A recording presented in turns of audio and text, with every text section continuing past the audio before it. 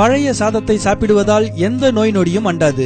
நாள் முழுக்க பழைய சாதம் நம்மை சுறுசுறுப்புடனும் புத்துணர்ச்சியுடனும் வைக்கும்.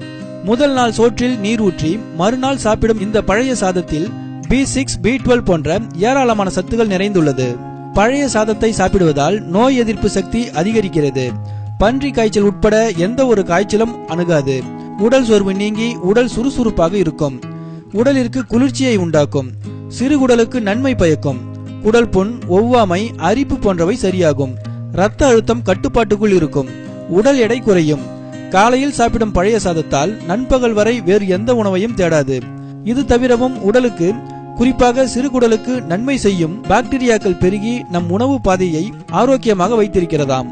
பழைய சாதத்தை சாப்பிடுவதையே அநாகரிகமாக நினைக்கும் இன்றைய இளைய தலைமுறை பிள்ளைகளுக்கு பழைய சாதத்தின் மகிமை தெரிவதில்லை. பீட்சா, பர்கர், பொரித்த உணவுகள் மோசமான உணவுகள் என்று உடலிற்கு தீங்கான விஷயங்களுக்கு காசு கொடுக்கும் பிள்ளைகளுக்கு பழைய சோற்றின் மகிமையை பெற்றோர்கள் சொல்லி வளர்க்க வேண்டும்.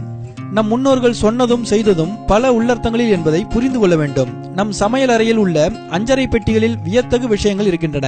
இதனை உங்கள் பாட்டிகளிடம் கேட்டால் தங்கள் அனுபவ அறிவால் எது உடலிற்கு நன்மை பயக்கும் என்பதை விளக்கமாக கூறுவார்கள்.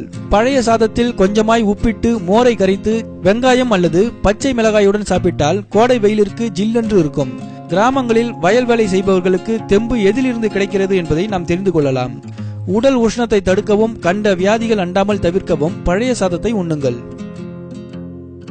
எங்கள் நிகழ்ச்சிகள் உங்களுக்கு பிடித்திருந்தால் சப்ஸ்கிரைப் செய்யுங்கள்.